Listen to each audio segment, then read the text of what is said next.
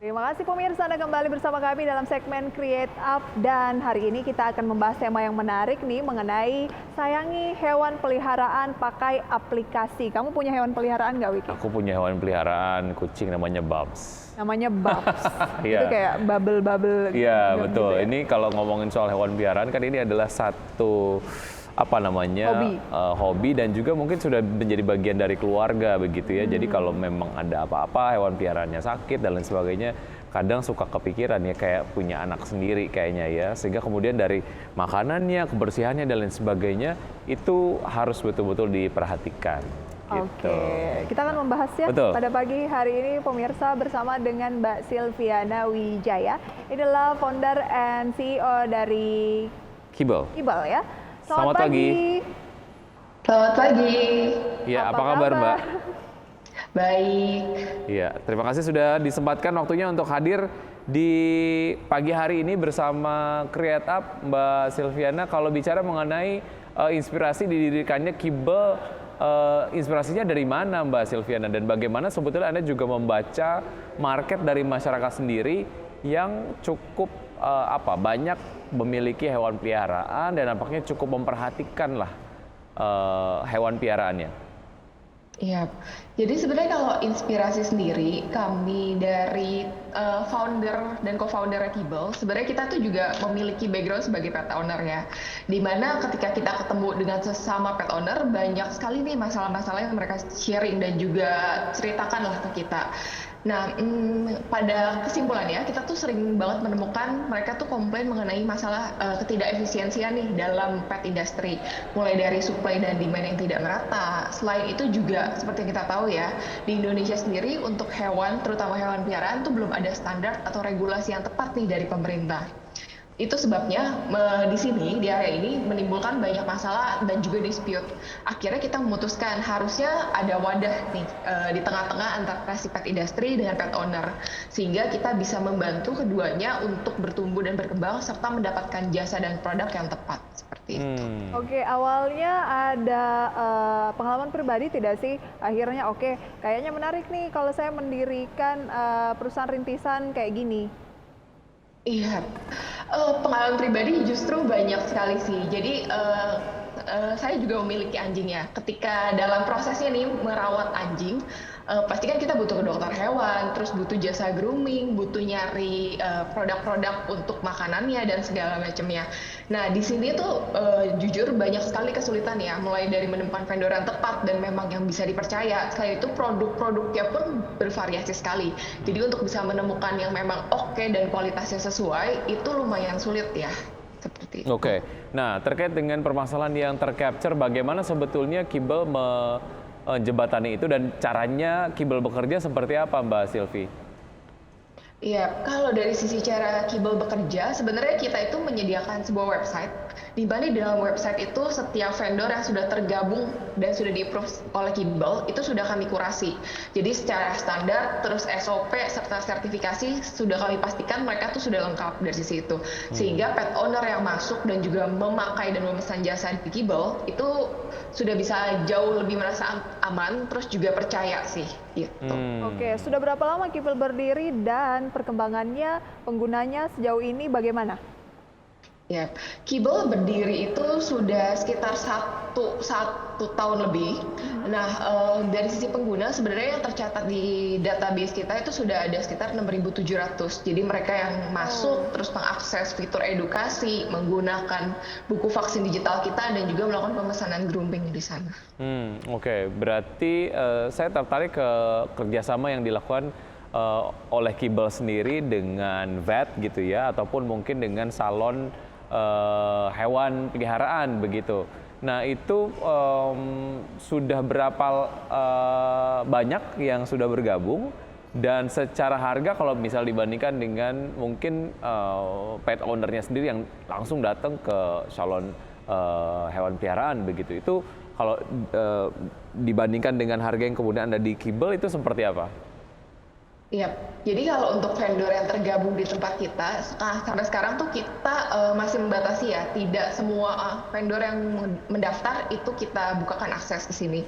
Nah, total sekarang tuh kita buka akses untuk 15 vendor yang memang kita sudah bisa pegang lah secara SOP dan juga kualitasnya mereka.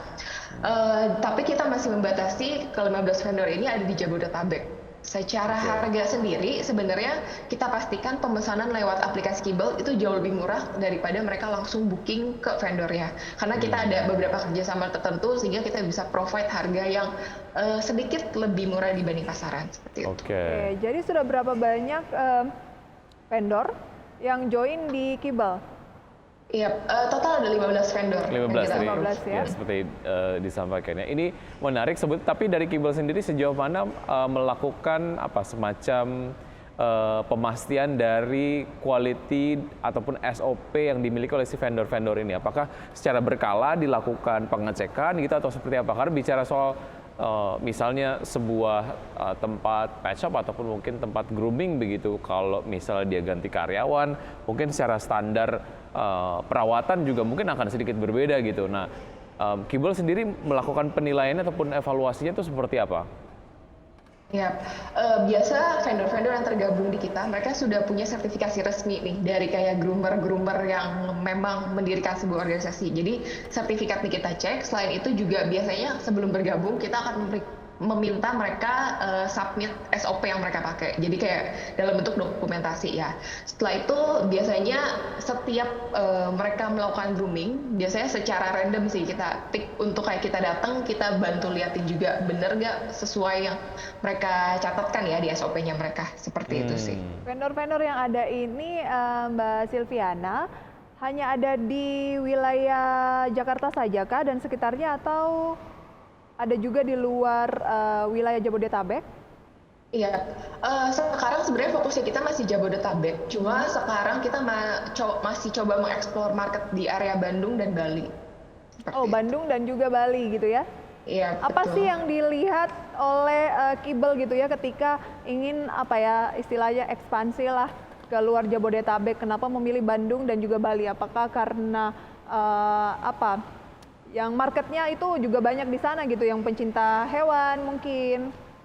Iya, secara number memang di area sana tuh kita lihat mulai banyak ya pemilik anjing dan kucing. Selain itu juga yang kita lihat adalah tingkat kematuran marketnya gitu. Mature. Kalau yang kita tahu kan ada perbedaan pola pikir ya antara generasi sebelumnya dengan generasi sekarang nih. Di mana generasi sebelumnya kan dianggap hewan peliharaan sebagai penjaga rumah atau kayak ya sekedar hewan. Kalau sekarang kan udah jadi bagian dari keluarga. Nah, market yang kita incer memang orang-orang yang sudah berpikiran hewan peliharaan itu sebagai keluarga gitu. Oke. Baik, Dan oke. wilayah-wilayah tadi itu demikian gitu ya, kayak Bandung dan juga Bali ya. Iya, betul. Iya, oke. Value lain dari user yang menggunakan aplikasi Kibel seperti apa? Tadi kan Anda sampaikan bahwa memang dari vendor yang ada di platform Kibel secara harga itu akan lebih murah lah jika dibandingkan dengan kalau kita langsung datang gitu. Nah, value lain apa selain dalam masalah harga? Iya, jadi sebenarnya kita juga berusaha nih membantu kedua belah pihak mulai dari vendor maupun pet ownernya. Jadi kayak kita pastikan semua transaksi di dalam Kibel itu aman. Karena dananya kita tahan dulu sampai kedua belah pihak tuh melakukan tanggung jawabnya. Seperti itu. Selain itu juga dengan adanya buku vaksin digital, ini bisa digunakan pet owner secara free. Karena kan banyak sekali nih masalah yang punya buku vaksin tapi sering hilang. Sehingga pencatatan data mulai dari vaksin dan juga pemakaian obatnya tuh hilang rekornya. Karena kan kita tahu ya di industri ini terutama hewan itu belum terintegrasi secara digital. Itu sebabnya dengan buku vaksin digital ini memudahkan nih pet owner untuk bisa men-track lah ya semua data-data vaksin dan juga obat-obatan yang mereka kasih ke petnya. Oke, jadi makin memudahkan ya bagi para pencinta hewan ini untuk bisa melakukan grooming ataupun perawatan hewan peliharaannya ini dengan lebih praktis dengan bisa booking melalui aplikasi Kibel ini. Oke, kalau tadi kita sudah ngomongin soal praktisnya memelihara hewan gitu ya, menggunakan aplikasi Kibel yang memudahkan lah. Nah, kalau suka dukanya nih selama kurang lebih 1 tahun berdiri Mbak Silviana apa saja? Suka dukanya mungkin lumayan banyak ya. Cuma mungkin fokus yang kita lihat sekarang lebih ke arah market Indonesia tuh secara knowledge belum pada tahap di mana kita merasa sudah sangat ready nih kita push dengan teknologi seperti itu. Oh, malah kesadaran seputar teknologi ini yang dinilai masih minim, masih lebih senang yang konvensional datang ke pet shop langsung gitu ya, dan kemudian mengatur jadwal gitu-gitu ya. Betul. Oke, padahal ada cara yang lebih mudah dan juga lebih praktis. Oke, secara persaingan lah Mbak Silviana, itu seperti apa? Karena kan sebetulnya ya tadi mungkin salah satunya adalah terkait dengan kebiasaan dari masyarakat sendiri yang memang belum menggunakan platform digital seperti Kibble begitu. Tapi beberapa waktu yang lalu juga saya sempat mewawancara perusahaan rintisan yang berbasis sama begitu ya. Nah, secara persaingan itu seperti apa Mbak Silvi? Iya, sebenarnya market untuk pet industry di Indonesia itu masih blue ocean sekali ya. Walaupun banyak pemain yang muncul, tapi sebenarnya dari Kibble dan juga teman-teman sejawat kami itu kita masih berusaha mencari cara untuk bisa masuk ke celah di market ini, karena walaupun besar masih banyak tantangan nih di area sini, mulai dari edukasinya, pet owner maupun ke vendor, terus juga dari behavior mereka itu juga masih cenderung ke arah yang tradisional dibanding memakai teknologi. Gitu. Berapa yakin Mbak Silviana bahwa Kibble ini akan berkembang, mengingat dengan semakin sadarnya atau meleknya nanti masyarakat seputar teknologi, tentunya juga makin banyak vendor-vendor dari pet shop tadi yang mungkin akan punya aplikasi sendiri. Nah, ini kan tentunya juga bisa menjadi tantangan nggak sih untuk Kibble? Betul. Kalau untuk kedepannya sendiri, sebenarnya Kibble masih sangat amat positif ya, melihat perkembangan pet owner, terutama semenjak pandemi kemarin di Indonesia, itu angkanya melonjak jauh dibanding target ya. Nah, kemudian mungkin secara pertumbuhannya sendiri, INSI AJR itu sekitar 11%, di mana angka ini tuh sangat amat besar ya, terutama di area Southeast Asia gitu. Oke, baik. Sudah mendapatkan pendanaan sejauh ini dan pendanaannya digunakan untuk apa saja Mbak Silvi?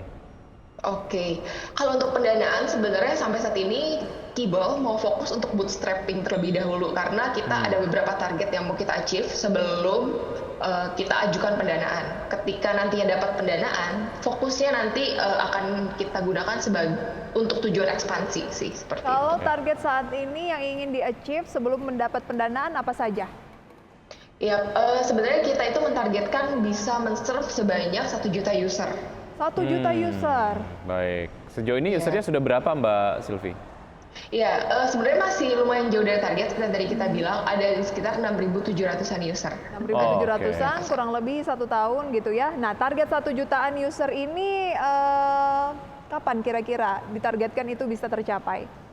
Iya, kita targetkan sebenarnya di pertengahan atau di akhir tahun depan sih, dengan kondisi masyarakat Indonesia ya di tahap ini. Wow, di pertengahan tahun depan, sangat optimis ya? Iya. Oke. Ya, Mbak Silvi, mengenai apa yang kemudian dilakukan lah untuk memastikan keberlanjutan bisnis dari Kibble sendiri, sudah memasuki tahap revenue ataupun sudah profit dan lain sebagainya, itu seperti apa upaya-upaya yang dilakukan? Iya, sebenarnya sekarang Kibble itu sudah memasuki tahap revenue dan profit, tapi seperti yang saya sempat mention tadi, target yang kita mau tuju itu masih belum tercapai. Sehingga upaya-upaya yang kita lakukan, kita tuh punya beberapa planning, baik dari jangka medium maupun jangka panjang nih. Kita akan merilis berbagai macam fitur yang kedepannya akan menyelesaikan masalah-masalah yang ada di masyarakat sih. Oke, mengenai penjualan produk sendiri seperti makanan dan lain sebagainya, itu akan ada di Kibble atau sudah ada sejauh ini? Ya, penjualan makanan dan lain sebenarnya sudah ada, tapi kita tidak memakai website kita sendiri ya, tapi kita mengutilize e-commerce yang sudah ada seperti itu. Oke, saya kebayangnya ini mungkin Kibble sendiri akan menjadi one stop e-commerce untuk pet begitu ya. Ada ke arah sana? Iya, betul. Kedepannya sih kita emang mau achieve goals ke arah sana. Baik. Nah, sebelum kita akhiri, terakhir nih mungkin ya, pertanyaannya Wiki, kenapa sih disebutnya Kibble, kenapa bukan yang lain gitu? Apa cerita di balik Kibble ini? Ya, sebenarnya dari nama kibble sendiri kita tuh sempat mengalami pergantian nama ya. Sebelumnya kita pakai nama Dokpos, di mana nama itu mungkin agak susah dieja atau kayak Oke. dicari ya oleh orang Indonesia. Akhirnya kita coba cari nama yang general karena kan kita kedepannya pengen men-serve semua jenis hewan peliharaan. Mulai dari ikan, burung, sampai anjing dan kucing. Kalau kita pakainya pos, itu akan menjurus ke satu kelompok hewan tertentu. Akhirnya kita pakai nama kibble, di mana kibble sendiri kan artinya di Indonesia tuh sebagai apa ya, jatuhnya karak pet food lah, di mana kayak semua hewan itu bisa masuk ke arah sana. Oh, ditampung di situ menjadi wadah gitu ya. Baik, Betul. oke. Mbak Silvi, terima kasih sudah bergabung bersama kami. Sukses untuk Anda dan juga sukses untuk Kibble. Sampai jumpa. Selamat pagi. Terima kasih. Nah, itu dia referensi juga untuk Wiki nih, karena Ya. kan Wiki punya peliharaan kucing. Kalau aku belum, Wiki. Belum. Kenapa belum punya belum binatang memungkinkan, peliharaan? kondisinya belum Oke, memungkinkan. secara tempat dan juga mungkin waktu untuk merawat. Karena itu memang sangat penting sekali untuk memastikan kesehatan, kesejahteraan, ataupun welfare dari si petnya sendiri gitu. Oke, dan pemirsa semoga ini bisa menjadi referensi untuk Anda, nggak perlu repot-repot lagi gitu ya. Mungkin Anda bisa menggunakan aplikasi Skibble bagi Anda yang pencinta ataupun memiliki hewan peliharaan. Dan pemirsa, informasi ini juga menjadi akhir perjumpaan kita kali ini dalam Power Breakfast. Saya Prisa Sombodatu. Dan saya Wiki Adrian, see you in the morning.